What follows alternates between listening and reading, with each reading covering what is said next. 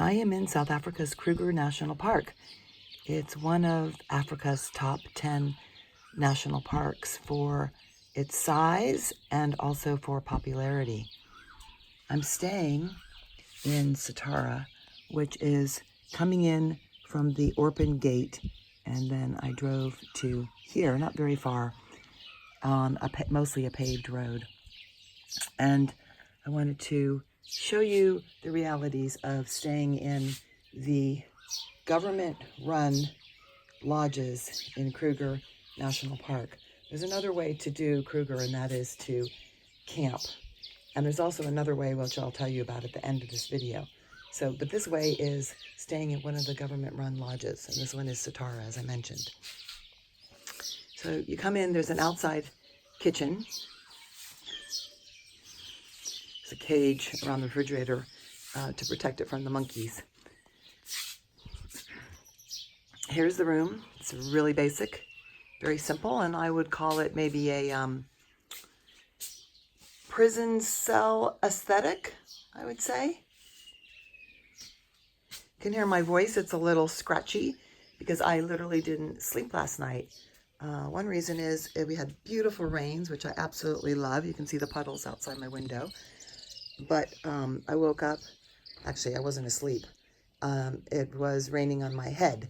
So I had to move over to that bed, and then it started raining on my head over there. So I moved the bed down, but you can see there's little wet puddles everywhere. They're on the floor, they're on both beds. And so it was not a fun night. And here is the basic bathroom. It's really not the way that I recommend people go on safari. And I will, besides being kind of uninspiring and super plain, I'm into plain. I was just camping in a tiny little tent with an outdoor basic toilet for 3 nights, and I absolutely loved it. But when I'm staying in a lodge, I expect it to at least have some charm to it. So these are all in a circle. They're rendezvous. Here's my neighbor. They're really super close, and they're all in a circle. And so at night we all sat at our separate little lodges around a circle. But in this case, it wasn't a campfire circle, which I'm more used to sitting around with people.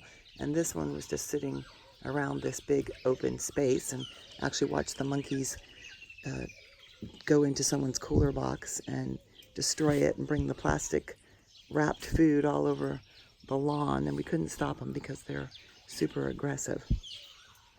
There are A through F of these rendezvous sections. Here's my car. And there's about, I guess, 26 rendezvous in each section.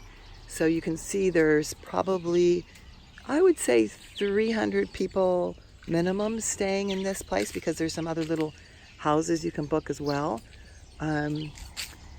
There's roads going all around it. So instead of listening to the sounds of lions last night and hyenas, I listened to cars going by my window all night.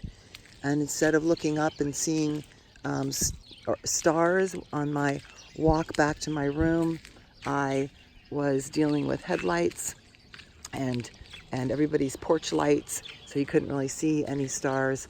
And instead of feeling like I'm on safari, I feel like I'm in a village. I'm not very connected to nature, and I'm just, still listening to the sounds of the city, people's voices. Like I said, lots of cars, because you can imagine with that many people, there's that many cars. And the park itself is a similar experience. It's beautiful, this park. I love the scenery in it, but I would do it maybe for a day drive, and because you're on mostly tarmac roads, and if you stop to see an animal, if you're lucky enough to have an animal by the side of the road, which often happens, it's kind of awkward to stop on a freeway and wait very long while you're watching the animal. So that part I found tricky. So this morning, one highlight was that I saw an African wildcat, which are very hard to see, and apparently there's a few that are, live around here. And this one had caught a bird and was running away from me when I opened my front door. So that was pretty cool. But I want to tell you, if you're going to do Kruger, and I'm not saying you shouldn't, I think it's a lovely area, I would do it differently. And if you want to know how and why, I think I just explained sort of the whys, but if I want to tell you the differences and if you do Kruger differently and where to go instead, go to my post, which I just put up at savingwild.com, and I will link to it below, and you can get a better feel for the way that I recommend safaris for my clients and the way that I do safari, where you're much more connected to nature and you have less people around you and you really feel like you're in the wild, in the quiet, and out of your car and doing something completely different than being at all connected to city life, where you can really relax and de-stress. So I hope you found that helpful. If you're thinking about going to Kruger, or you know someone who's thinking about going to Kruger, please pass this along. Give it a thumbs up. Let me know what you thought about it in the comments below. And for more information, you can go to savingwild.com. I appreciate you watching.